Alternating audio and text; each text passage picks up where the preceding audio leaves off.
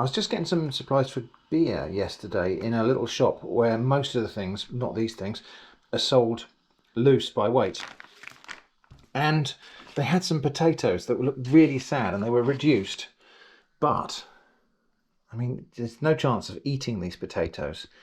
But these would be perfect for planting because all of these sprouts are just ready to go.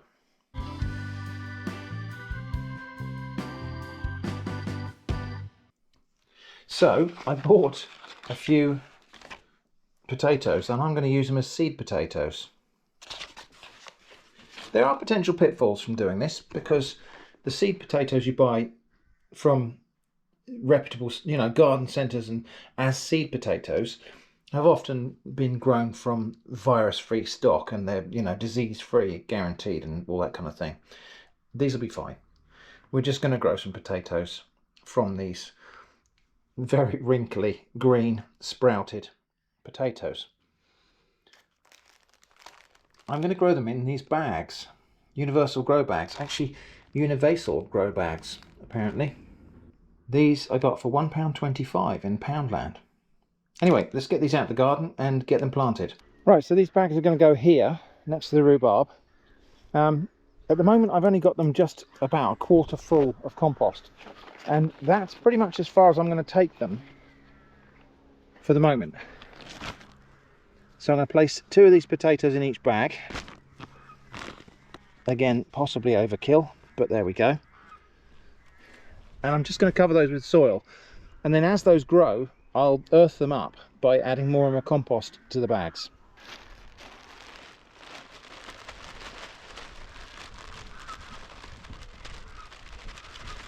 The compost I'm using is just cheap grow bags.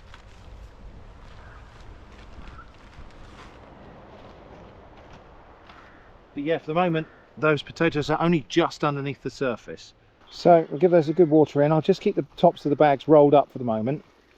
The bags don't need any perforation. They've got a naturally kind of slightly porous mesh. Just enough to retain a bit of water, but also so that they don't get waterlogged. Now this is not going to be a cost-saving thing because the seed potatoes, the bags, the compost have already cost me more than the value of the weight of potatoes I'm going to get out of these bags. But there is something incredibly nice about homegrown potatoes when you dig them up and use them straight as soon as they've been harvested. It's a different vegetable to the potatoes you can buy in the shops. So this is a quality thing rather than a cost-saving thing. They're going to be expensive potatoes, but they're going to be very nice. You right there, doggo? Should I water you? Eva, should I water you?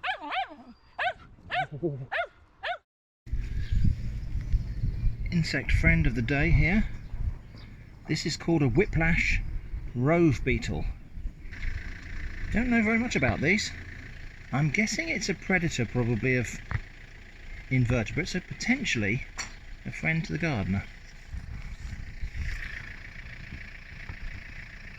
After recording that segment, I went off and looked up why this thing is called a whiplash beetle, and it turns out that when disturbed, this beetle exudes a chemical that causes painful blistering and welts to the skin. And so the reason it's called a whiplash beetle is that if you happen to brush one of them off of your skin and drag it across yourself in a straight line, the line of contact will become blistered and swollen, and it will look like a whip has lashed you. I understand it's quite unpleasant and painful. So if you do come into contact with one of these, it's a very good idea to wash with soap and water. Not a reason to hate this beetle or anything, it's just doing its thing, but treat it with due respect and caution. Garden stuff, it is the 14th, 13th of May, I think. The watercress is starting to pick up now. I'm still thinking I might actually empty this out, get the soil out of it, and just put pure gravel in there, so the water is running through the gravel and we're growing it in pure gravel. I think that might have been a better idea because at the moment there's soil in there, soil and gravel in landscape fabric bags, and I just think that's impeding the water flow, and probably the watercress is just a little bit less comfortable than it would be growing in just gravel with water running through it. So anyway, that's a thing. Greenhouse is also picking up. My Cape gooseberries are looking really fantastic over there. I may pinch the tops out on those. So, no signs of flowers yet, but this plant produces flowers from the leaf nodes there. So the more of those leaf nodes you have, the more flowers you'll get. So I think what I might do, well, maybe I'll do it on a couple of plants as an experiment and see which one we get a higher yield. But in theory, if I pinch out that top there, the top shoot of that plant there, it will branch out from these leaf nodes. We'll get sprouts coming out of these leaf nodes, side shoots, and it will produce a more bushy plant. That means more stems, which means more leaves, which means more flower buds, which in theory means more fruit. I've got 5 plants here. I might try it on 2 of them and see if it increases the yield. Aubergines down here are coming along. That's one I bought as a plant. These are ones I've grown as seed. They're starting to get their second leaves now. That's also an aubergine there on the end. Basil growing underneath the drips from the hanging basket tomatoes. And that's my capsicum flexuosum. Not looking very happy, but it could come back. We'll see. Tomatoes are just about to take off. I think they've just been waiting for the warmer weather. Oh, this thing. I put a sheet of reflective insulating foam here, mainly just because we had this stuff spare. But also I noticed that the tomato plants were kind of all growing and leaning towards the light. And so I put this reflective sheet on the back here. So some of the sunlight that would otherwise have just gone through the glass there is being reflected back on the backs of the plants. And they have straightened up a bit since I did that. So they're getting more sunlight, which means hopefully they'll grow faster. So yeah, I don't think I'd have gone and bought this stuff for this purpose, but we had a roll of it where I only used about 1/4 of the roll for an insulation job in the house. And this was left over, so I thought I'd put it in here. In the rest of the garden, lettuce here. The front row here was grown from seed in situ. The back rows were grown from seed in modules and then planted out here. French beans, they're just sitting there, but they're starting to get their further leaves now. Runner beans are starting to twine around the poles now. Broad beans, all the ones with flowers on are the ones that were planted in early spring, but you can see these are the ones I planted in between in the last video, and they're really catching up fast. So those will flower a little bit later and we will get a succession of cropping. Courgettes, again starting to take off now. So we've got a yellow courgette here. That's another yellow courgette, different variety. This one's called something gem. I have a feeling it might be a round courgette. And this actually turns out to be a tromboncino gourd. It's not a courgette. We bought it in a pack of mixed courgette seeds, but one of the varieties was just labelled tromboncino, and it's a bottle gourd. So that needs to climb on something. So I have constructed this framework. It'll climb up there, and it produces these really long-necked squashes or gourds which hang down. They can be used when they're immature, just in the same way as courgettes or squashes. So I haven't tried those before, looking forward to trying those. And I have actually planted a couple more seeds of this directly in the soil here and here. So we have 3 plants climbing up there. When they reach the top of this, assuming they do, I'll extend it somewhere. I'll build a bit more framework that goes off over that way or something like that maybe. Over here, peas are taking off now, and again starting to twine onto the pea sticks. That's good. Pak choy is really filled out. You can see one of them here is starting to bolt. That's a flower bud. So that one we'll have to pick because it won't produce any more leaves now. It would just produce flowers. So we'll pick that. The whole thing's edible, including the flowers, but that may be an indication that there's a bit too much phosphorus or potassium in the feed that I'm giving them and not enough nitrogen. If we give them a lot of nitrogen, they'll produce a lot of leaves, but if you give them phosphates and potassium, they'll start to flower.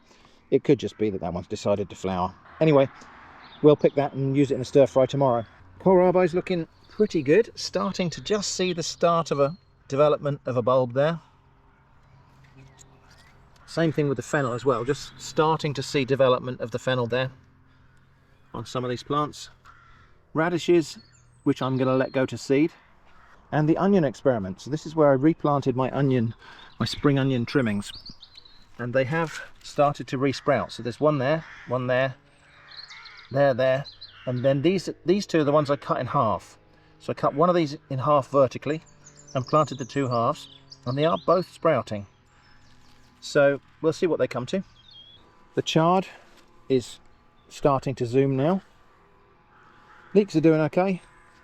Rhubarb is just looking fantastic, isn't it? Look at the rhubarb. We're not going to pick any of this because we forced it. The plant needs to recover. So it's all of these leaves are solar panels pumping food and energy and vitality back down into the roots to build up a nice big rootstock. If it stays this healthy all year, we'll be able to force it again next spring.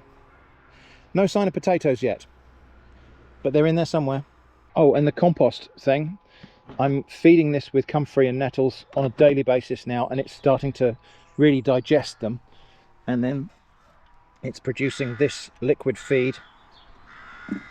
When I want a bit more of that to come out, I just add a bit of water in the top and it percolates down through, dissolves out all of the nutrients, all of the plant food stuff, and it collects in that can at the bottom. And I'm saving it in this bottle, which I then use to add to the watering can. That, I think, is the garden update for now.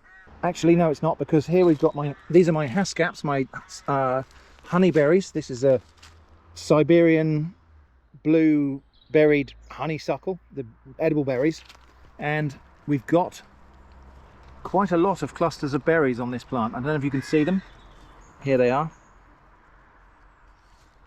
There's another plant here which is its companion, which it needs for flowering, it needs for pollination. You have to grow two of these together, and this one actually has got a ripe fruit on it already.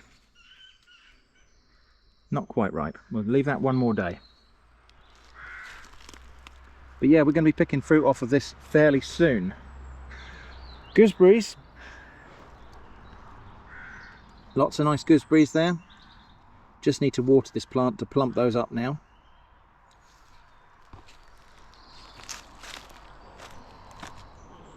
This down here is my funberry, Rubus elisabrosus. Not quite taken off yet, but it won't be long. I'll give that a bit of a water and a feed as well, just to give it a perk up. The tayberry along the back here had a profusion of flowers on it this year, and look at all of these set fruits we've got. Loads and loads of set fruits. Now the birds will probably beat us to some of these, especially the ones on the top rail here. The birds will probably get on here and eat them straight off of there. There we go, there's a late flower.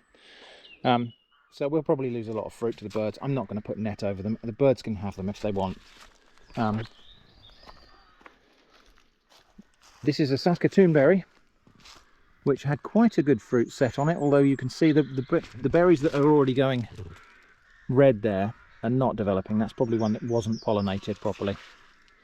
So that's that. This is my pineapple guava, Phaeoa celoiana. I'm still not really sure what this is going to do this year. I don't know if all of these buds are going to come to something, but I am feeding and watering it. And the loquat, the poor loquat, just not looking all that good really. It's gone all leggy. One more of the branches has died. Those leaves are looking a bit pale and sickly. I'll give it a chance, but I just don't think we're going to keep this actually. I don't think it's going to make it in the long term. Oh, and this thing is a fuchsia. This was given to us as a cutting. This is doing incredibly well here. Just about to burst into flower. This one has enormous berries on it, and fuchsia berries are edible.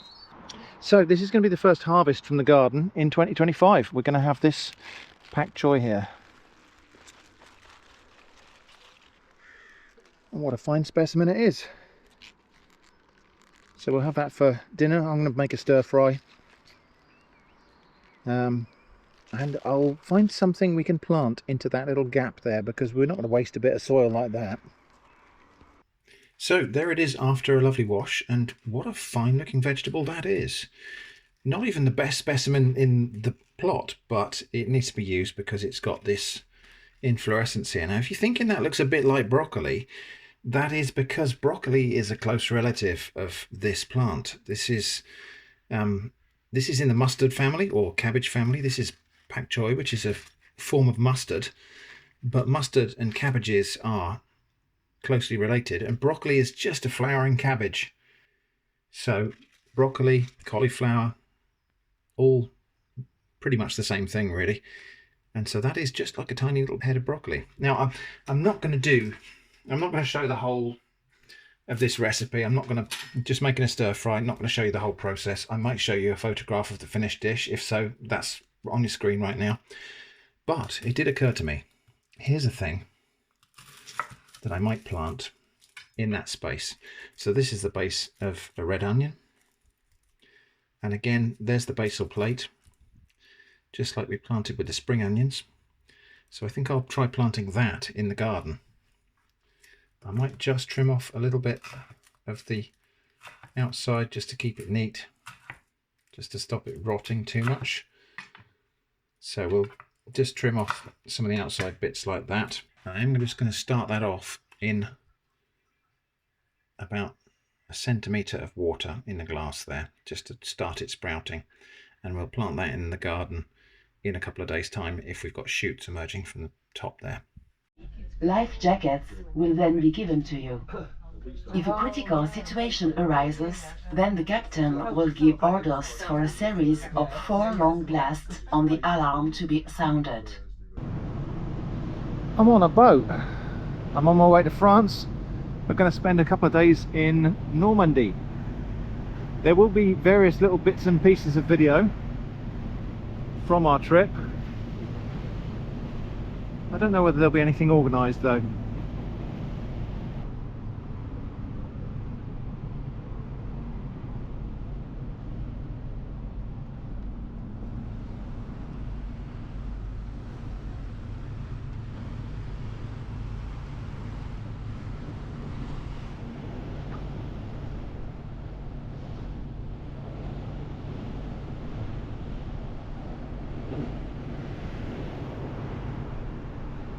So we are almost completely out of sight of land now. I think on the other side, on the starboard side, we can still just about see Studland.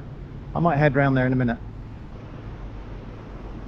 So yeah, over here on the starboard side, you can just about see Studland over there. Those white cliffs are Studland and Old Harry Rocks, which we had a look at as we went past. Here's a photo of Old Harry Rocks. And also Brownsea Island while we were still inside of Poole Bay. That was quite picturesque going past that. This is what Brownsea Island looks like. But yeah, we're going that way, off to Cherbourg, due there in about 3 hours.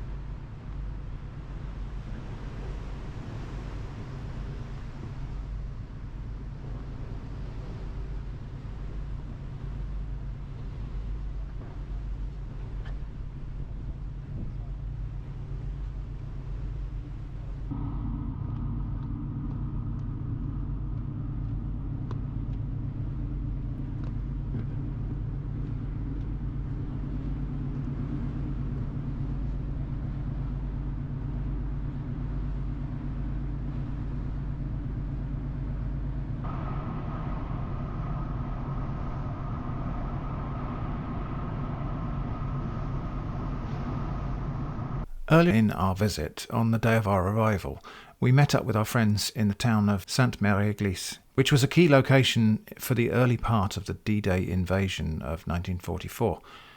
Troops parachuted in from the US 82nd and 101st Airborne Divisions. The story of the attack, including very heavy casualties and the D-Day invasion in general, is told in the museum of the town, which we visited, and also in the film The Longest Day. One of the most well-known incidents being that paratrooper John Steele landed with his parachute snagged on the tower of the church.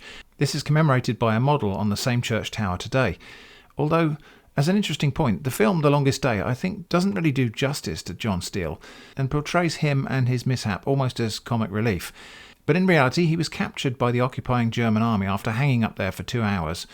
But he escaped, rejoined his division and continued fighting the war. The museum has a gift shop, but there was only really one thing I was hoping to find there, and I was not disappointed. We'll look at that a little bit later in the video, but now back to Roving Shrimp on a different day.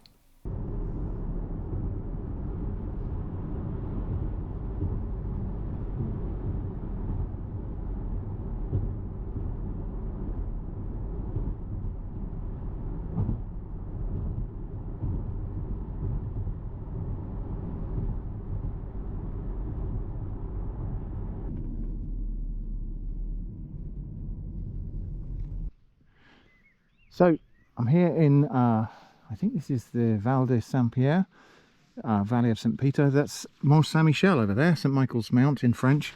Not the same St. Michael's Mount in Cornwall, although it does look similar. These sheep here are grazed on this salt marsh, and the lamb from these sheep has a particularly special flavour apparently. They call it pre-seasoned or pre-salted lamb.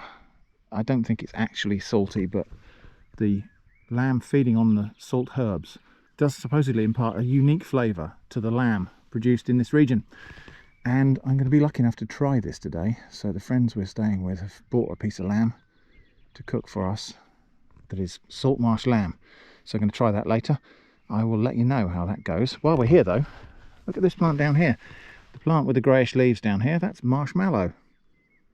That's the plant that marshmallows used to be made of. Anyway, I need to catch up the rest of the party now. But that's Mont Saint-Michel over there. We're probably going to have a closer look at that later in the video. I know.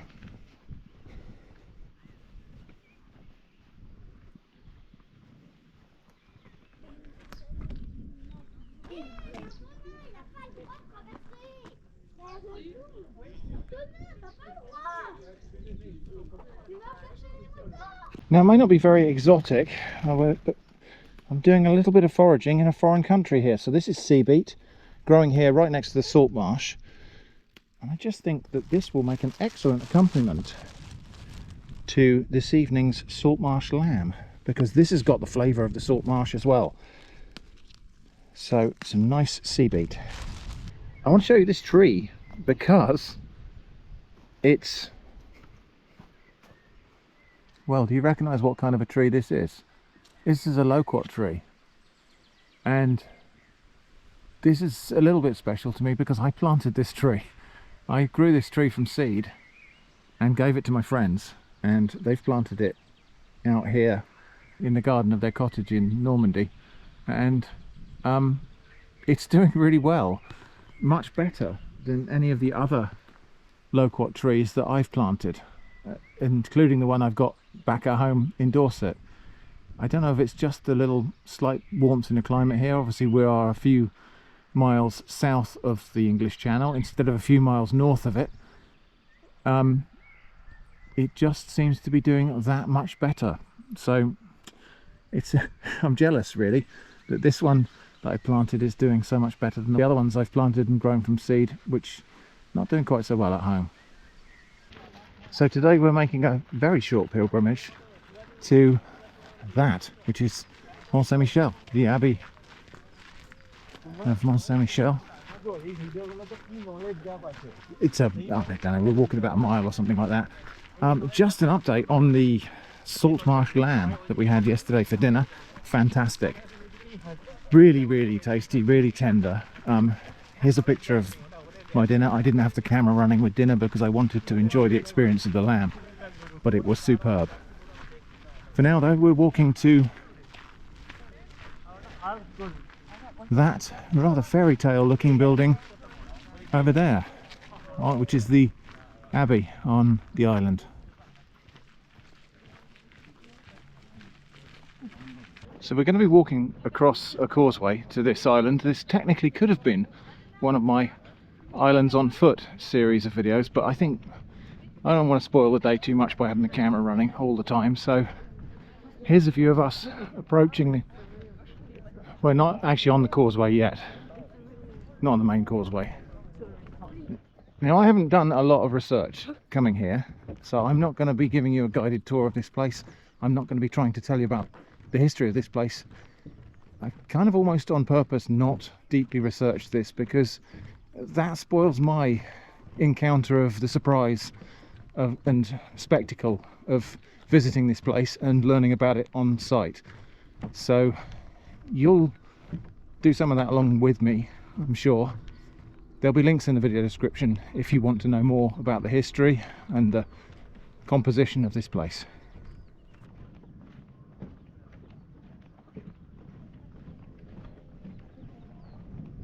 So on the causeway proper now, this is the modern causeway. There was formerly a concrete causeway, and then earlier than that with a stone paved causeway, I think.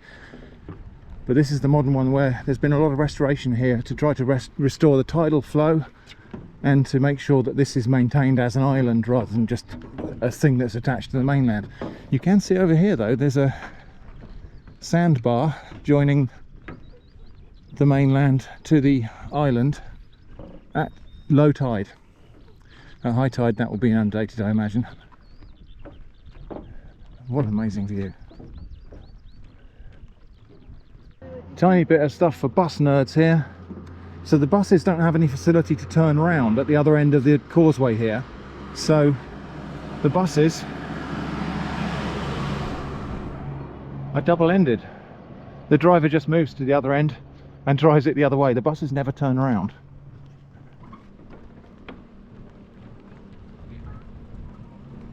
So getting proper close now. Now this is going to probably be the last bit of video for this trip. At least I don't intend to be whipping the camera out all the time. There'll be some hopefully picturesque still photos in a little slideshow coming up next. So here's the kind of closest approach we're going to do on video of Mont Saint-Michel. Isn't it beautiful? The abbey at Mont Saint-Michel is still an active place of worship. I didn't really want to have the video camera rolling, as it can be intrusive to both my own experience of events and of course the privacy of other people present. So this next bit is a slideshow of still photos with me talking. The interior of Mont Saint-Michel Abbey and Fort is quite amazing. You have to make your way up through the winding medieval streets of a small and self-contained village. Of course, many of the buildings there now are gift shops and eateries. Then up many steps to the abbey itself. The abbey is very impressive inside and has a history as variously a monastery and place of pilgrimage and worship, a fort, a prison, and of course more recently a tourist attraction.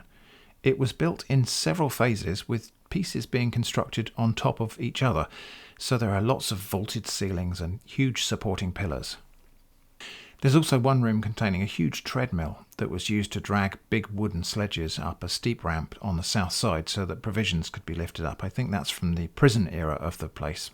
After our tour of the abbey, we made our way back down to a bar and creperie in the streets on the south side of the island, where we enjoyed a lunch of galettes, a sort of stuffed, savoury buckwheat pancake. I had the galette savoyard, which is made with potatoes, smoky bacon, cream and cheese, washed down with some superb local Normandy cider.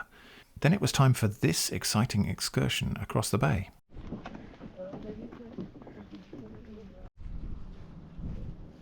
I'm walking barefoot in a salt marsh here because we're taking a guided tour across the bay in the footsteps of the pilgrims. We're going to go out across the bay and walk to the island across the mud flats or sand flats in the water, pretty much as they would have done before there was a built causeway. Qu'on passe en largeur, que chacun fait ses empreintes dans la vase et en... Ne suis pas quelqu'un d'autre. Don't follow anybody else's footprints. The small spaces, small steps.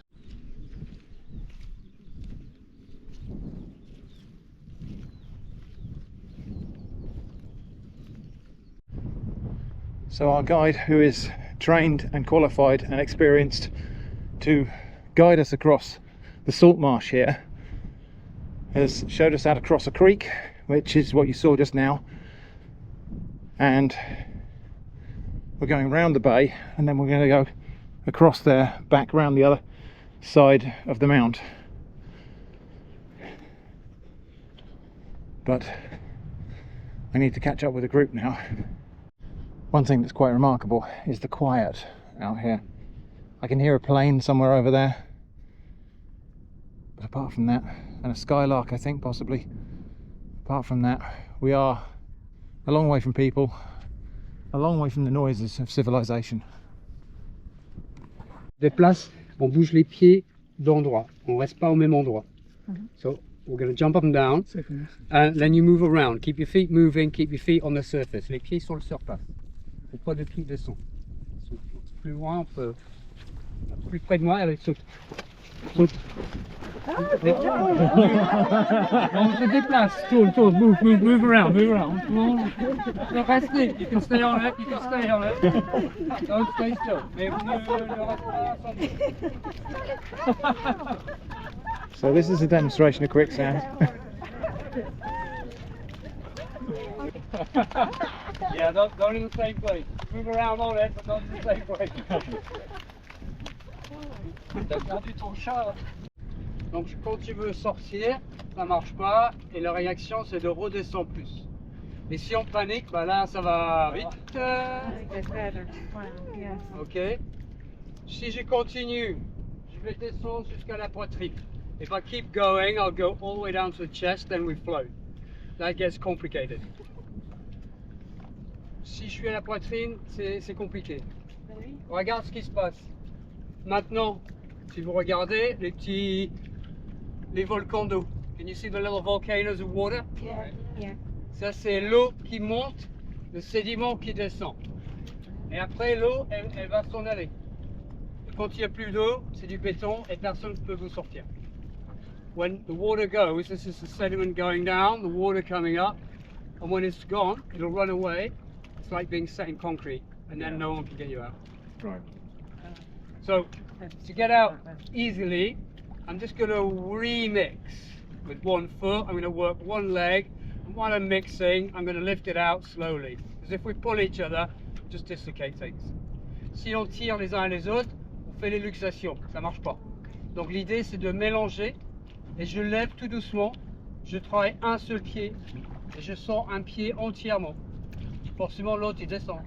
Okay. Et après, je mets à quatre pattes, et j'avance à quatre pattes. So then I put the shin down, more surface area, and I'm going to go forwards, and I'm going to mix the other leg. Only this time I have to keep moving on all fours, that direction. On avance à quatre pattes, et chaque fois je remélange avec de l'eau, et le fait que je penche en avant, le pied il va sortir tout doucement sans effort. Voilà, et en avançant à quatre pattes, tous ceux qui sont derrière.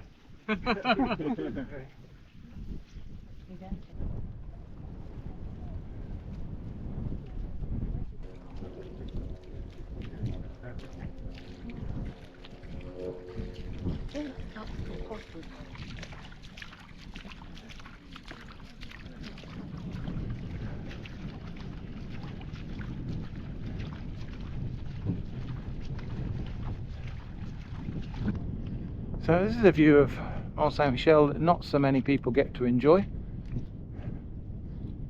We're on the seaward side, walking across the sand. We're going to do a complete circuit of the Abbey Island on the sand while the tide is out.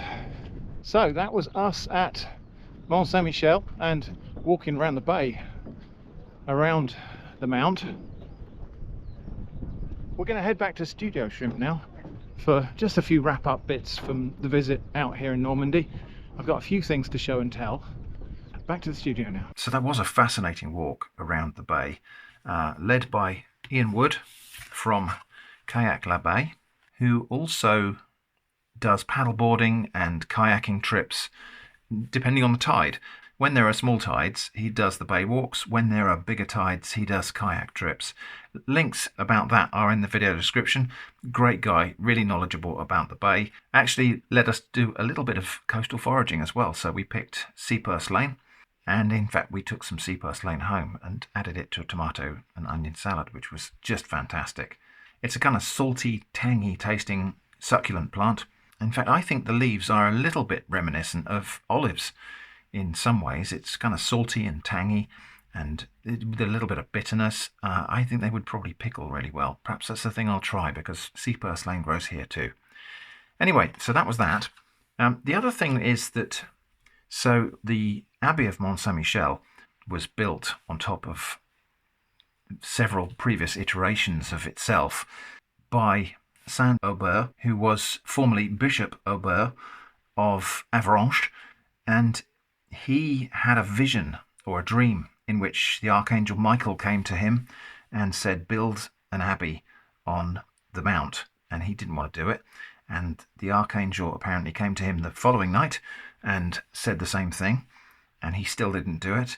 And on the third night, the Archangel Michael was supposedly so angry with him that he touched Bishop Aubert on the head and made a hole in his skull. And apparently at that point, Bishop Aubert got on with ordering the building of the abbey. And on the very top of the spire of the abbey is a golden statue of the Archangel Michael fighting a dragon. Not quite the same as St. George and the dragon. This is a kind of metaphorical good versus evil sort of thing, I think. Anyway, one of the things that pilgrims to the abbey used to do is collect a cockle shell and attach it to their hat as a sign that they'd done the pilgrimage to the abbey. Of course, we didn't make a full pilgrimage to the abbey. We only walked from the visitor centre across the causeway and around the bay. But pilgrims to the abbey would collect a seashell, a cockle shell in particular, and so this is one of my souvenirs from that visit. This is a cockle shell that I picked up in the bay of Mont Saint-Michel. So that's my cockle shell. Interestingly, not the same as the scallop shell, which is the sign of pilgrims on the Camino de Santiago. Different shell, different pilgrimage, but interesting little parallel there. I don't suppose I will fix that to my hat, but I will keep that as a souvenir. The other thing I brought back was some caramels from the gift shop.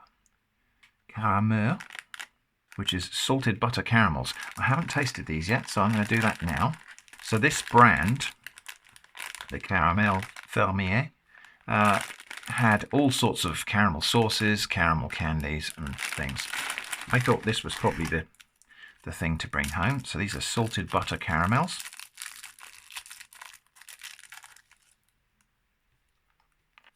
Kind of soft and chewy. So really simple flavours. Dark caramel, buttery, very sweet, slightly salty. A rather lovely combination of flavours. I will share those with Jenny now that we've opened them.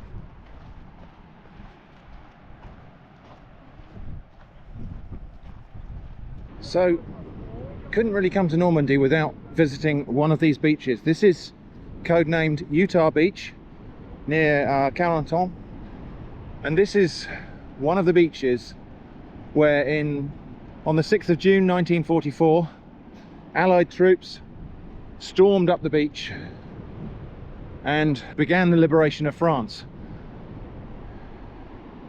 Just gonna stand here and reflect a little bit actually on the sacrifice of those troops, many of whom would not have even made it up the beach. They stormed the beach under a heavy gunfire, absolutely withering defence fire from up here on top of the dunes and the headlands.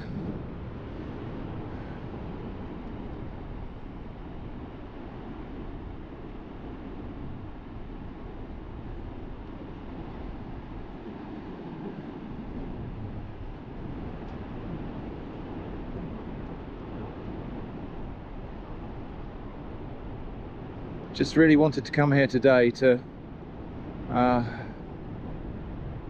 reflect on that event and the sacrifice of those troops to drive back the Nazis,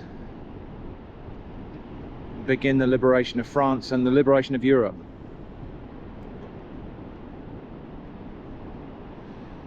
Most of the troops who landed on Utah Beach would have been from the American forces. Further down the coast would have had British and French troops. But an amazing attack. What would the world be like if that had gone the other way? This region, despite its obvious wartime significance historically, is also one of the most important shellfish harvesting and farming regions of France. And so there is a souvenir shop here, but I think my souvenir is going to be this oyster shell that I've picked up off the beach here. This will come home with me, and just as a tangible reminder of being here and thinking about the events that took place here. So this is my souvenir from Utah Beach. This is my reminder that I will keep, just as a tangible reminder of visiting that beach and thinking a while on what it actually means that so many brave people turned the tide of World War II. So yeah, it is just a shell. It's an oyster shell, the flat side of probably a Pacific oyster, I think. Probably from a farmed type of oyster rather than the native oysters. And it's got some rather lovely little bits of colour in the mother of pearl there. In any case, this shell, yeah, it's just a tangible reminder, and just holding it, I think, kind of helps to bring back the memories of visiting that place. And there is one more souvenir, which is from the Airborne Museum at Sainte Mère Église. And this is the one thing that I really wished for as a souvenir from that museum. So when the airborne troops parachuted in on the 6th of June 1944, in darkness, they were landing across an area that is coastal marshland and farmland, and particularly unsuitable terrain really for parachuting in. They were coming in the dark. They didn't really know the terrain that they were going to be landing on, and also because of the whole nighttime operation, it was almost inevitable that they were going to get split up, and they were going to have to try to reunite and fight the war, and they were going to land in amongst enemy troops. So they needed a way of determining, if they heard somebody in the bushes, for example, whether that person was friend or foe. And they were issued with these little toy clickers, little metal toy clickers. And that's what I've got here.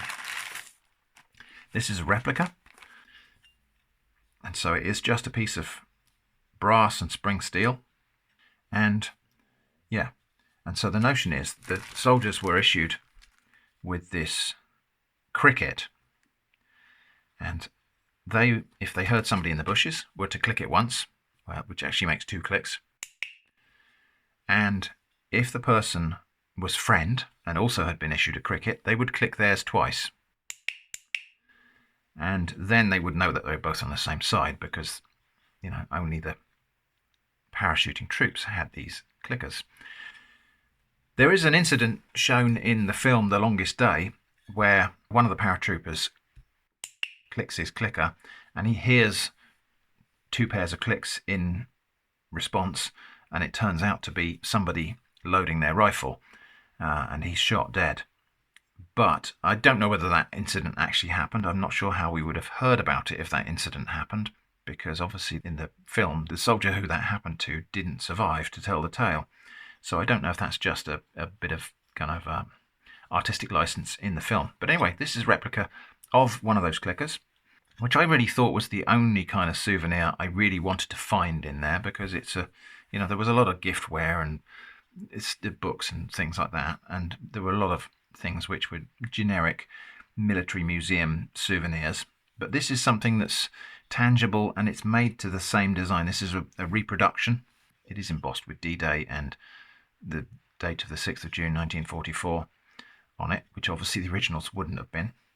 But anyway, that's a reproduction of the cricket, which was issued to the 101st Airborne when they landed, that they would use to try to determine whether other people in the dark were friend or foe. So just a few other kind of souvenirs. We had a few moments to dash into a hypermarket on the way back to the ferry, and we didn't have a lot of carrying capacity, but we picked up a few things. Some of them were just biscuits and stuff that we've already finished eating. But there's this gâteau de semoule with chocolate topping. So this looks like creme caramel, but this is actually a semolina pudding or a semolina cake with the chocolate topping. So that'll be interesting. I almost think that that belongs in Weird Stuff in a Can, because it's a weird can. It's an unusual thing to find a cake in a can, although the weight of it feels a bit more like pudding than cake. There's this tripes à la sauce catalane, so Catalan style tripe. I'm a bit of a sucker for stewed tripe in European style sauces. I don't know that this is going to be very different from the one I have in Spain. I mean, interesting that it's got what looks like there to me. Oh, that's carrots and, well, those look like raisins, but they must be peppercorns, I think. Yeah, I shall look forward to opening that sometime. That won't be probably in this video, but when I do get round to opening this, we'll see what it's like compared to the Spanish versions of the same, and Polish obviously I've had as well. Flaki is quite similar to this. I bought a big tin of confit de canard. This is confit duck, so it's 4 to 6 portions of duck, probably leg portions, packed in duck fat and confit, which means they're cooked really, really tender. When you take this out, you get a ton of duck fat, which is excellent for keeping and roasting potatoes, but the duck itself that's in here is so tender, and if it's baked in the oven after you take the fat off it, the skin goes crispy and it's just glorious. So looking forward to that one sometime. And I bought a 6-pack of Orangina, which is, if you don't know it, it's a sparkling orange drink with orange pulp in it. I think it's made from comminuted oranges, same as orange squash is in this country. This is Orangina in the original glass bottles with a crown cap. You can still get it in glass bottles with this interesting textured sort of thing. My memory is telling me that the bottles used to be more spherical than that. Am I imagining that? At least the bulb of the bottle used to be more spherical than that. But I don't know. Anyway, so this is in glass. The interesting thing is that you can buy this now in France in cans of various different sizes. You can buy it in plastic bottles, which are very much standard soft drinks bottles, you know, just cylindrical soft drinks type single serve bottles. You can buy it in plastic bottles that are this shape with screw tops, and you can still get it in, I think, glass with screw tops and glass with crown caps. So really interestingly diverse amount of different packages for it. I have it in my mind that whenever I drink Orangina from glass, it tastes better in some undefined, probably imaginary way. But, and I was thinking that I should probably have got one of each of the different presentations of this, and we could do a blind taste test, but we just didn't have the carrying capacity, I'm afraid, so that will have to wait for another visit to France. And yeah, maybe we'll do that another time. But what do you think? Have you tried Orangina from glass and from cans and from plastics, and can you taste a difference, or do you think you can taste a difference? Let me know in the comments. In the 3 or 4 days while we were away in France, this onion root that I cut off has got signs of 3 separate shoots arising from the inside there, and I can see some new roots growing on the bottom there as well. So I think actually I'm going to go and plant this in its place in the garden now, so that it can get its roots down into the soil. So I think that is going to be here, where this pak choi came out. I'm just going to make a little shallow depression, push that in like that, and I'll press that down and I'll give it some water. And I have kind of covered it up a little bit there, but I think it will actually be okay. I think that will grow up through that little covering of soil and hopefully sprout. The ones over there, the spring onions, are doing pretty well, all 6 of them, including the one I cut in half.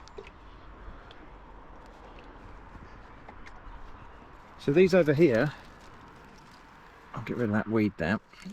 This is my 6 spring onions. Those are the 4 that I planted whole. Those are the 2 halves, or I cut one in half. And both halves have grown new shoots, so you can divide them like that. In fact, that onion piece that was under there, you could see it had 3 shoots coming up from the basal plate, because it's going to divide like shallots do. Oh, my peas, my second planting of peas are coming up. Actually, I've just dropped the trowel on them. That's on top of my... This is my second planting of peas coming up here. So these will climb up these twigs. Can't see any flowers on the first crop yet, but it won't be very long. It's the 19th of May, and I've seen my first flowers on my tomatoes here on this one, and then also on this one here. And both of these are the variety Currant. And just from the look of this plant, this is the plant that this one looks like it. This one might have been happier in a hanging basket than the varieties I actually planted there.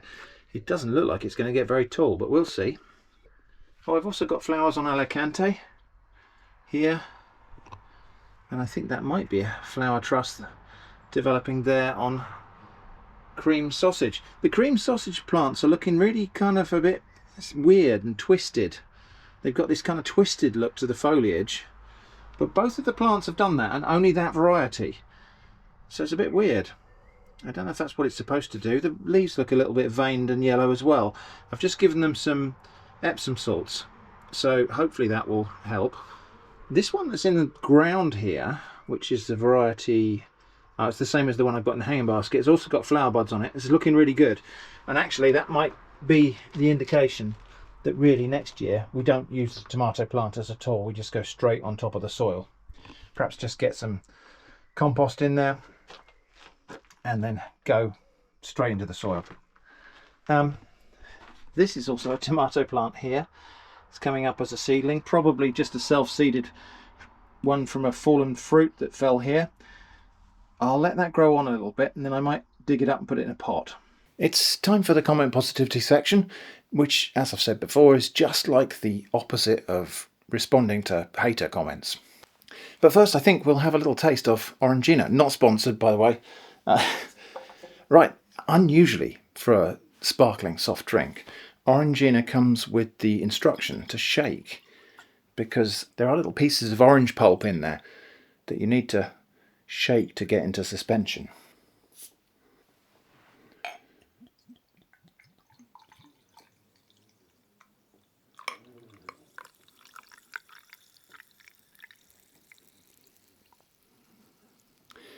I think I might save the bottles. They are beautiful. Cheers. It's good. I do enjoy Orangina. It's a very pure orange flavour. Like I say, not sponsored. Sorry, this does sound like an ad, I know. But there is something about drinking it from the glass bottle. Got to say though, I'm not sitting in the French sunshine right now, and that does make this a bit less of an experience. Anyway, on with the comment positivity. Right, so on the previous random stuff video, thank you Mike for another interesting video. Have you ever entered your veg or other things in the show? It's something we enjoy doing. Also, congratulations on 1 million subscribers. Thank you. Yeah, I did think about whether I should enter something in the show. So in horticultural shows or agricultural shows such as the Dorset Spring Show, and more so in the Dorset County Show, which is later in the year at harvest time, people show various things. People enter competitions where they put examples of their produce and hopefully win awards. I reckon my rhubarb could have won an award this year, actually, because my rhubarb has been absolutely fantastic this year. I've been feeding it up. I reckon I could have won an award with that. Not sure I'll bother actually entering the thing. The competition, considering the stakes are fairly low, the competition in those shows can be incredibly fierce. But also the rules are really interestingly stringent. So, for example, if you're showing potatoes, new potatoes, the show standard might be that you have to show 5 identical potatoes on a paper plate. They're very oddly specific. But yeah, I'll think about it. I might enter something at some point. Rhubarb seems like a good contender because, like I say, seem to do really well with it. Couple of comments on the topic of which I discussed in the comment positivity last time, actually, about not using a shopping basket in stores, and some really good feedback on that, actually, some interesting insight into why people do the things they do. So one here, on the topic of not using a shopping basket in stores, sometimes I don't take one to limit myself on what I buy. Often I don't want to spend on more than I need, so I limit myself on what I can carry. That's really good. And other people said that they do that, or they take a basket rather than a trolley to limit the amount that they can carry because they're walking home from the shop, which is entirely sensible. I often don't think about that because I tend to drive to the shops, although there are shops within walkable distance from here. It's a long walk though. And I have, on occasion when Jenny's been away with the car, walked there with a rucksack. And got to say, I didn't really think about using a basket to limit what I picked up. I just kind of eyeballed it. I still used a trolley, but I just kind of eyeballed it and thought, okay, is that going to fit in my bag? But yeah, it's an entirely sensible idea to use a basket to, you know, if you can carry it in the basket, in theory, you can carry it in the bag on the way home. Several comments about livestock. I saw the beekeeping display at the fair. I'm surprised you don't have a hive or two of your own. There's quite the beekeeping community on YouTube. Congrats on the button. Were you at all tempted by the chickens to start your own flock? And did you ever consider getting hens, by the way? They have terrific personalities and they are very little work, really. And the fresh eggs are such a joy. So, I think I might have mentioned this before, actually. I always thought I wanted to keep livestock. I always thought I wanted to keep hens, quail, bees, maybe a pig, ducks, don't know, a goat maybe, and we have the space to do it here at Shrimp Cottage, although there are limitations. But one of the things that I think puts me off a little bit is that it is a commitment. Keeping livestock is a commitment, and I feel like it could hamper our ability to spend time away from home if we want to in the future, especially if we had, say, chickens or a pig. Somebody would have to look after it when we go away. And I don't actually have anybody I can call on that would do that, or that I feel I could call on to do that. I suppose we'd have to hire a house sitter. But anyway, but the other slight limitation is that the space that I've got to keep, that would be ideal for keeping chickens, we've got a big patch of woodland on the end of the garden. Actually, it's not a big patch of woodland. We've got a small patch of woodland on the end of the garden, but the most geographically suitable plot there for keeping chickens in terms of proximity to the garden, and it's a level-ish space, is right underneath the big oak tree that has the rookery in it. And so in spring especially, the ground is plastered with the droppings from the rookery, which is great for the plants.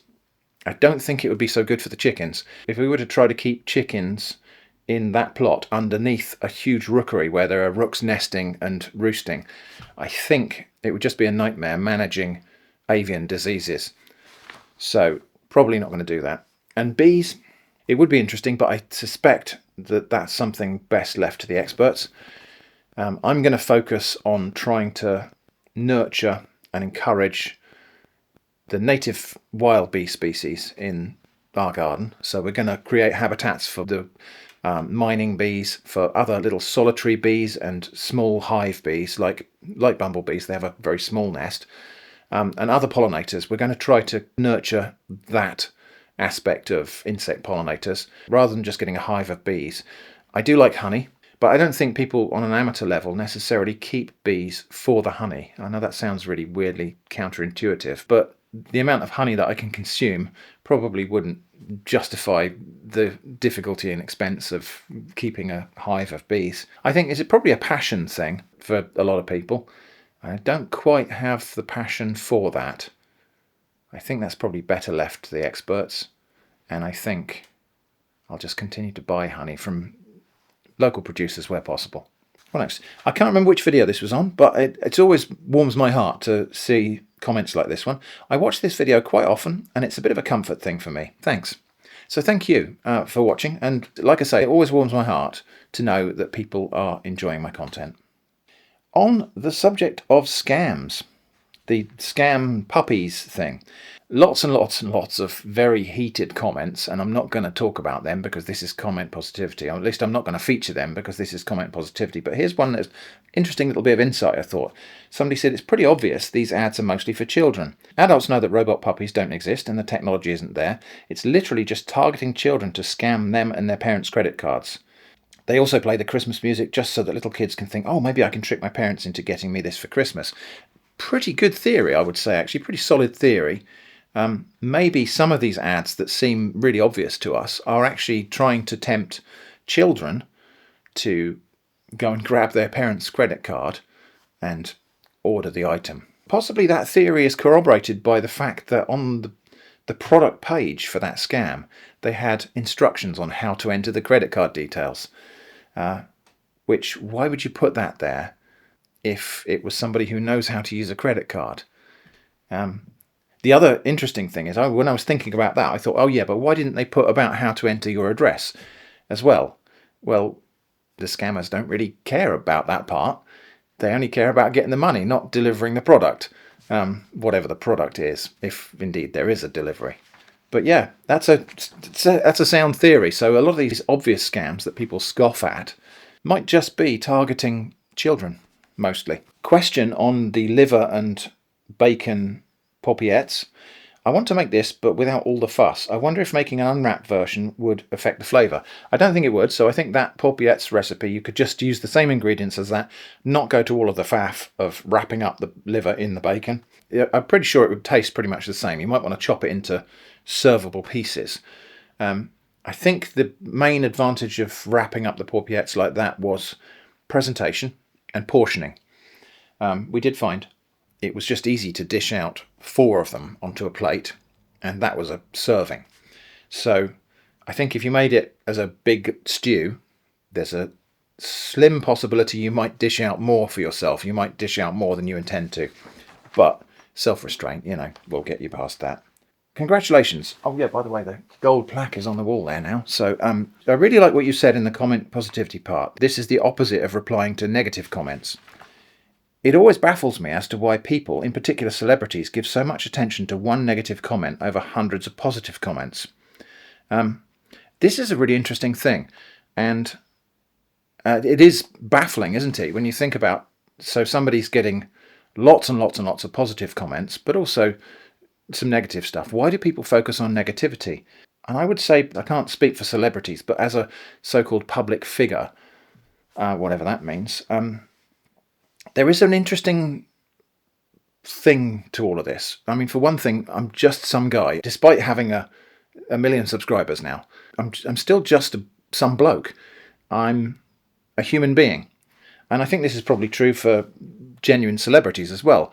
They're still just human people with human failings. And just being observed by lots of adoring fans doesn't change that fact.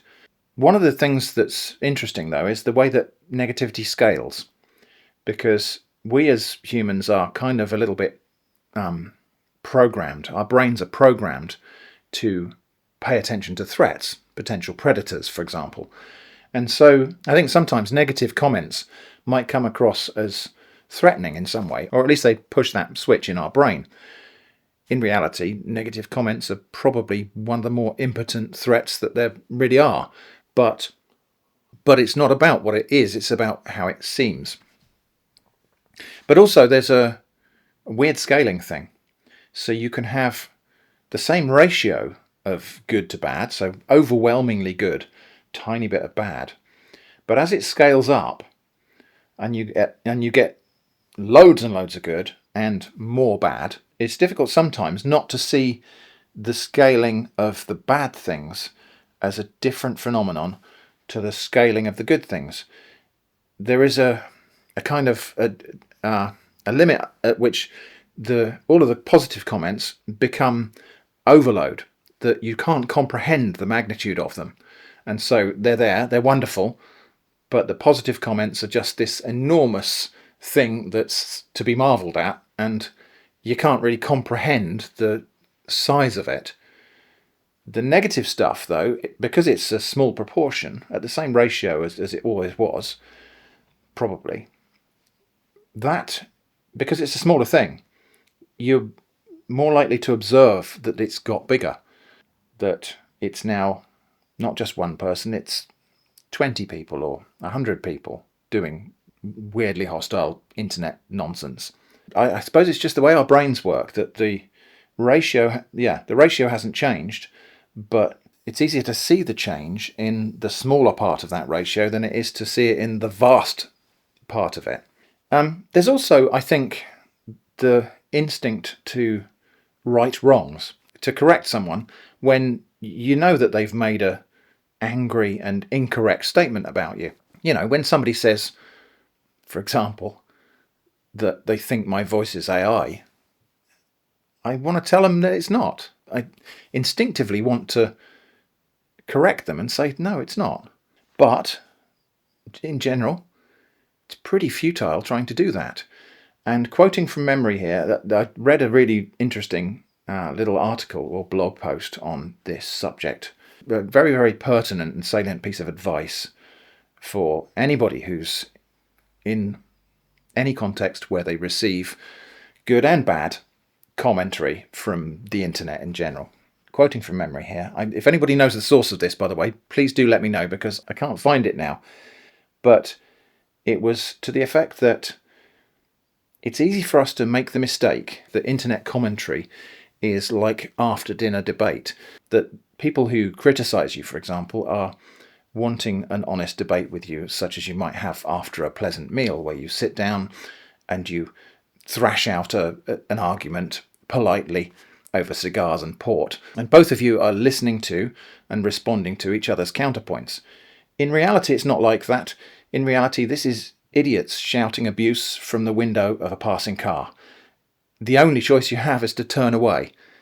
You can't engage with somebody who yells at you from a passing car. You just have to turn away from it. Really surprisingly difficult to do. I think the key to unlocking all of that, though, is just to accept that that's the way the world is, that you can't change it.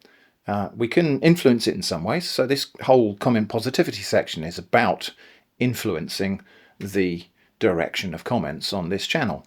And it has worked. The comments under my videos are generally and significantly a nicer set of comments than you might find elsewhere on the internet. And I think in part it is just because you get more of whatever you focus on. So if I was to instead do a responding to haters section, fairly sure we would see more haters in the comments. Anyway, not going to do that. But the other weird thing about the comments, actually, which I'll just mention in passing, is that there's this strange collective effect that happens. So I try to read all of the comments, and some of those comments are from very well-meaning but slightly concerned people who've noticed something. So, for example, you might notice I've got a bit of a frog in my throat today. There's just nothing wrong. I just woke up with a bit of a frog in my throat. My voice is not on top form today. There's nothing wrong. My health record, by the way, is just not something I'm likely to discuss in great detail online. But people do get worried about that and say, well, you should see a doctor. In particular, you may or may not have noticed, I've skinned a knuckle here, installing a washing machine, if you must know. It's fine. It'll heal up in a couple of days. But during this couple of days, when I'm waiting for that to heal, I may record 5 or 6 videos. And then those 5 or 6 videos might get published over the course of 2 months. And so We get things like people saying, oh, that cut on your hand is taking a long time to heal. Are you sure you're okay? And honestly, they are just genuinely concerned. But the cumulative effect of all of that concern, all of that genuine, heartfelt concern, can be quite strange. If I was to take everybody's concerns to heart, I think it would be like a kind of neurosis by proxy. I would end up worrying about everything that other people collectively and cumulatively worry about. I can't afford to do that. And so that's one of the kind of, again, scaling effects of the comments, is that, yeah, I very often get people saying, aren't you concerned about using that utensil in that food, or aren't you concerned about this chemical in this product? I have my own personal set of concerns that I deal with, and they're probably no larger or smaller than the average. But the comments under videos do expose me to everybody's concerns about everything, if they voice them. And so, yeah, it can be a weird thing to have to kind of put a little bit of a barrier up to that. You know, if I was, like I say, if I was to worry about all of the things people tell me that they're worried about, that they see in my videos, I think I would spend far too much time worrying, and that would be unhealthy. That's not to say that they're bad people for mentioning it, because they're not. This is just human nature. This is just people with genuine concerns expressing their genuine concerns. And there is nothing wrong with that at an individual level. And they don't know about all of the other stuff that's happening, that's accumulating in part of the same category for me. But, like I say, that's not a problem that anyone actually needs to deal with. The thing, again, is just to remember and just to realise that this is just the way things are. This is just the way the world is. This is just the configuration of this piece of the universe, and I don't even want to change it. So what I just need to do is remind myself that's just the way it is, and move on. Anyway, to end on a very positive note, the comments and debate about do people who fall for scams deserve what they get continues to rage in that video about the puppy scam.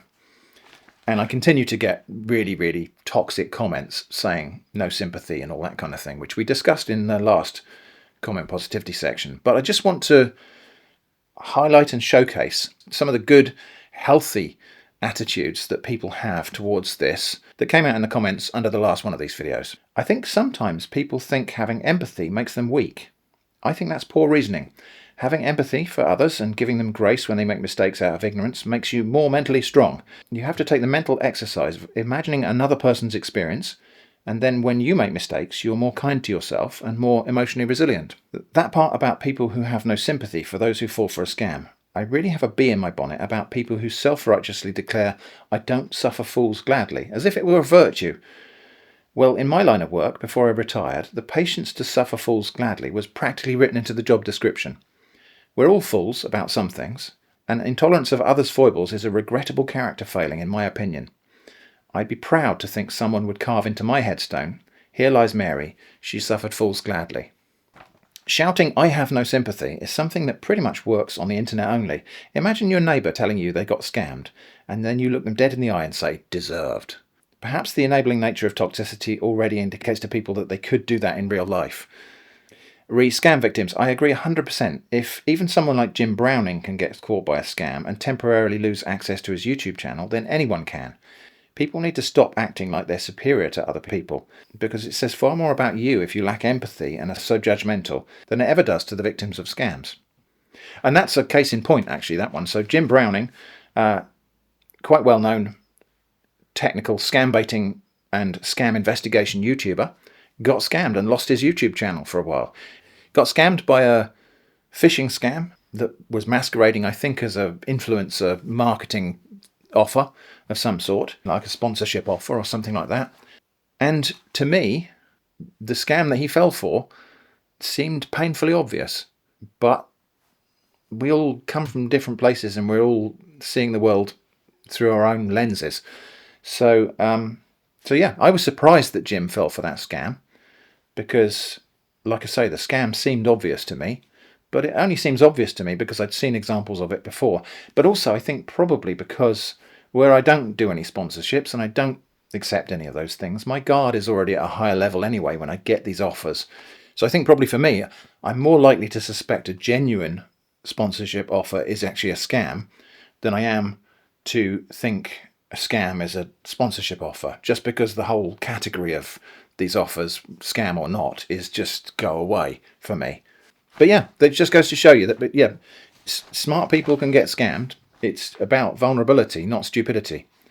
People often blame victims because it gave them psychological comfort, because if victims do something wrong, that meant that if you're doing things right, you're absolutely safe. And our brains prefer the feeling of safety over fear or anxiety. That is quite correct. Our brains, we don't so much want to be safe as we want to feel safe.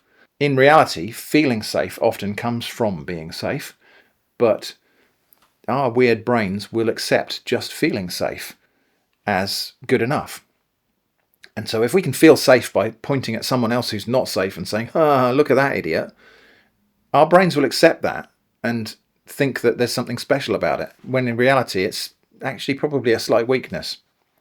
Thanks for speaking up for those who have fallen victim to a scam. My family was going through a tough time, and my mum was trying to help my aunt whose vehicle was stolen, and someone reached out saying they're a private investigator and can help locate stolen vehicles. My mum, who was already in a distressed state of mind, paid this person to find the vehicle. It was a scam and they lost $200 that they did not have, and it just added to the distress of my family.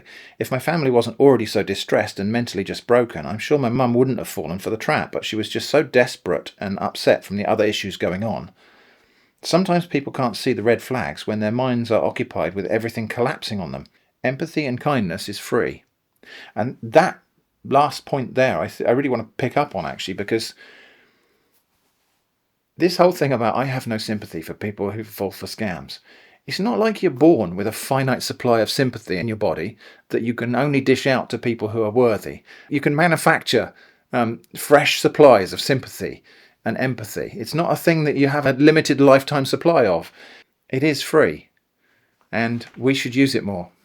People who have no empathy or sympathy for scam victims irk me too. What if it was your family member, your grandparents, mum or dad, someone you really care about? I don't know about you guys, but if someone has no empathy or sympathy for someone like that, you have to be a lot colder person than I or a lot of people are.